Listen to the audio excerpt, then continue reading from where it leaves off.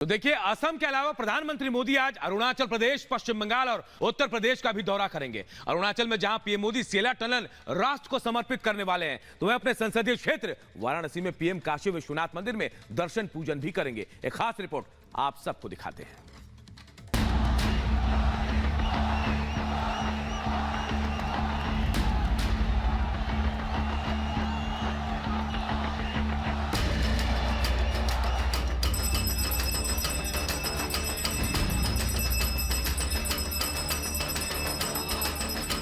PM Modi आज ताबड़तोड़ 4 राज्यों का दौरा करेंगे और विकास की कई परियोजनाओं का लोकार्पण और शिलान्यास करेंगे।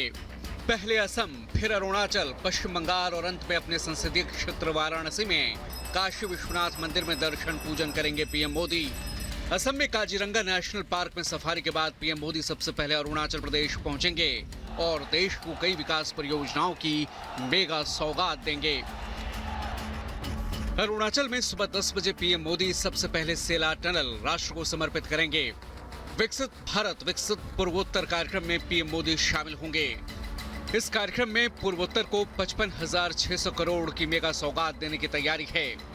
औद्योगिक विकास योजना उन्नति का भी लॉन्च किया जाएगा। दिबांग घाटी में बहुउद्देशीय जल विद्युत परियोजना की आधारशिला रखी जाएगी और 35,000 से ज्यादा नए घरों की भी सौगात देंगे पीएम मोदी। अरुणाचल में सेला टनल की खास अहमियत है। 2019 में पीएम मोदी ने ही इस परियोजना की आधारशिला रखी थी। देश के लिए रणनीतिक महत्व रखता है सेला टनल। तवांग तक हर मौसम में कनेक्टिविटी इससे मिलेगी। इससे क्षेत्र में तेज और अधिक कुशल परिवहन मार्ग मिलेगा। लगभग 825 करोड़ की लागत से इसे तैयार किया गया है। नई ऑस्ट्रेलियाई टनलिंग पद्धति के जरिए सेला टनल का निर्माण किया गया है और इसमें उच्चतम सुरक्षा मानकों का इस्तेमाल किया गया है। असम, अरुणाचल प्रदेश के दौरे के बाद पीएम मोदी का पश्चिम बंगाल दौरे का कार्यक्रम है। पीएम मोदी करीब 3:45 बजे सिलीगुड़ी में एक सार्वजनिक कार्यक्रम में हिस्सा लेंगे और 4,500 करोड़ की विकास योजनाओं का लोकार्पण और शिलान्यास करेंगे। शाम 7 बजे पीएम मोदी वाराणसी पहुंचेंगे और सबसे पहले काशी विश्वनाथ मंदिर में दर्शन पूजन करेंगे।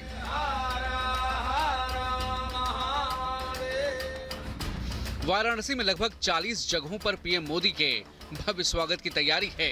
बाबतपुर से बरेका तक 28 किलोमीटर लंबे रूट पर पीएम का पुष्प वर्षा के साथ स्वागत किया जाएगा। उसके बाद कल दोपहर लगभग 12 बजे प्रधानमंत्री एक सार्वजनिक कार्यक्रम में वाराणसी में हिस्सा लेंगे, जहां यूपी को 42,000 करोड़ से कई योजनाओं की सौगात देंगे।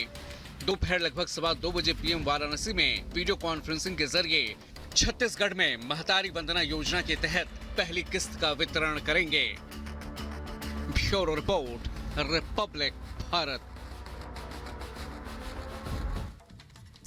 और पश्चिम बंगाल में ईडी के अधिकारियों पर हमला मामले में शाहजहां शेख की मुश्किलें अब और बढ़ गई हैं। दरअसल शाहजहां शेख पर आईपीसी की धारा 307 के तहत केस दर्ज किया गया है। शाहजहां शेख पर धारा 307 लगी है, हत्या की कोशिश की धारा लगाई गई है। संदेश खाली में ईडी अफसरों पर हमला हुआ था और खुद पूछताछ में शाहजहां शेख ने यह बात स्वीकार की थी कि उसके लोगों ने उसके कहने पर ईडी अधिकारियों पर हमला किया था, जो छानबीन के लिए, अपना काम करने के लिए, जानकारी पर रेड डालने के लिए वहां पर पहुंचे थे, लेकिन उन पर हमला हुआ था। तो 5 जनवरी की यह घटना है और उसके बाद फिलहाल सीबीआई की कस्टडी में है शाहजहां शेख। और हमारी सहयोगी मीनाक्षी इस वक्त हमारे साथ जुड़ गई है। मीनाक्षी, पहले से ही पता था कि क्या हश्र होने वाला शाहजहां शेख का, लेकिन अब सिर्फ मारपीट या लोगों को उकसाने का नहीं, बल्कि 307 यानी हत्या की कोशिश का मुकदमा भी चलेगा। बिल्कुल, क्योंकि सुजाता 307 धारा जो है वो साफ तौर पर कहती है कि अगर आप किसी को नुकसान पहुंचाने की कोशिश करते हैं, जान से मारने की कोशिश करते हैं, तो 307 गैर जमानती जो धारा है वो लगाई जाएगी।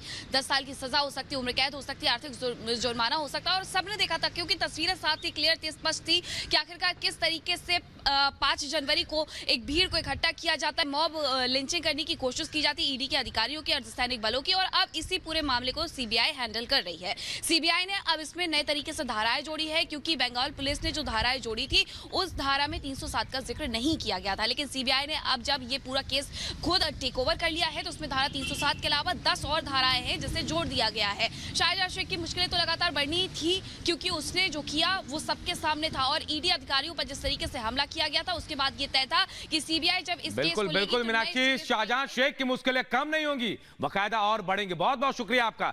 चलिए बढ़ते हैं और बात हिमाचल की करते हैं। हिमाचल प्रदेश में सियासत थमने का नाम नहीं ले रहे। जी हां, जो 3 निर्दलीय विधायक थे, 6 कांग्रेस के बागी विधायक, उनको अब चंडीगढ़ से ऋषिकेश शिफ्ट कर दिया गया है और कहा जा रहा है कि सियासत और उफान में आने वाली है। रिपोर्ट आप सबको दिखाते हैं। हिमाचल प्रदेश की राजनीति में तूफान खड़ा करने वाले कांग्रेस के अयोग्य घोषित 6 विधायक और 3 निर्दलीय विधायक समेत 11 एमएलए को उत्तराखंड के ऋषिकेश में शिफ्ट किया गया है। ये सभी विधायक एक प्राइवेट होटल में ठहरे हुए हैं। सीएम सुखविंदर सिंह सुक्खू के मुताबिक सभी 11 एमएलए को विशेष चार्टर्ड विमान के जरिए पंचकुला से देहरादून पहुंचाया गया, जहां से इन सभी को ऋषिकेश में करीब 30 किलोमीटर दूर स्थित एक होटल में ठहराने की सूचना है। कांग्रेस के बागी विधायकों में इंद्रदत्त लखनपाल, सुधीर शर्मा, राजेंद्र राणा, रवि ठाकुर, चैतन्य शर्मा और देवेंद्र भुट्टो शामिल हैं। वहीं निर्दलीय विधायकों में होशियार सिंह, केएल ठाकुर और आशीष शर्मा शामिल हैं। और इन सभी से संपर्क की बातों को जहां सीएम सुक्खू ने नकारा तो वहीं ये कहा कि अगर सुबह का भूला शाम को वापस आ जाए तो उसे भूला नहीं कहते हैं। उधर खबर है कि हिमाचल के सीएम प्रतिभा सिंह खेमे को खुश करने के लिए अपना डैमेज कंट्रोल शुरू कर चुकी हैं। Bureau report, Republic Bharat. नमस्कार, स्वागत है आपका। मैं हूं अनामिका पांडे। अनुप सुजाता इस बुलेटिन में साथ है, लेकिन इस वक्त की बड़ी खबर मैं आपको बता दूं। दरअसल मध्य प्रदेश में कांग्रेस को लोकसभा चुनाव से पहले बड़ा झटका लगा है। लोकसभा चुनाव से पहले कांग्रेस को बड़ा झटका लगा है। दरअसल भोपाल में पूर्व केंद्रीय मंत्री सुरेश पचौरी ने भारतीय जनता पार्टी का दामन थाम लिया है। कि बड़ी खबर इस वक्त की आपको बता रहे हैं। भारतीय जनता पार्टी में शामिल हुए हैं सुरेश पचौरी, पूर्व सांसद गजेंद्र सिंह राजूखेड़ी भी बीजेपी में शामिल हुए हैं। साथ ही 3 पूर्व विधायकों ने भी भारतीय जनता पार्टी का दामन थामा है। लोकसभा चुनाव से पहले मध्य प्रदेश में कांग्रेस को बड़ा झटका लगा है और यह तस्वीर इस वक्त हम दिखा रहे हैं अनूप, जब सुरेश पचौरी भारतीय जनता पार्टी में शामिल हुए। और ये कोई पहली बार नहीं है। कांग्रेस के कई बड़े दिग्गज जो हैं वो कांग्रेस का साथ छोड़कर बीजेपी के साथ जा रहे हैं और ये तस्वीरें बता रही हैं कि कैसे भगदड़ मची है। सुरेश पचौरी पूर्व केंद्रीय मंत्री, कांग्रेस के दिग्गज नेता, अपने कई पुराने साथियों के साथ इन्होंने बीजेपी ज्वाइन की है और बीजेपी दफ्तर की तस्वीर हम आपको दिखा रहे हैं। सीएम मोहन यादव यहां मौजूद थे, शिवराज सिंह चौहान मौजूद थे, तमाम जो बीजेपी के प्रदेश अध्यक्ष बीडी शर्मा वो है, कैलाश विजयवर्गीय, इन सब की मौजूदगी में बीजेपी का दामन थामा है सुरेश पचौरी ने। सुजाता जी हाँ, तो तस्वीरें हम आपको दिखा रहे हैं। बीजेपी पार्टी दफ्तर की तस्वीरें हैं जहां पर शिवराज चौहान मौजूद हैं, मध्य प्रदेश के वर्तमान मुख्यमंत्री मोहन यादव मौजूद हैं जिन्होंने उनका स्वागत किया, पार्टी में फूलों का गुलदस्ता दिया। तस्वीरें हम आपको दिखा रहे हैं। एक एक करके झटका, हर प्रदेश में इसी तरह की तस्वीर है। अलग अलग कारण बताकर कांग्रेस के पुराने बड़े चेहरे बीजेपी का दामन थाम रहे हैं।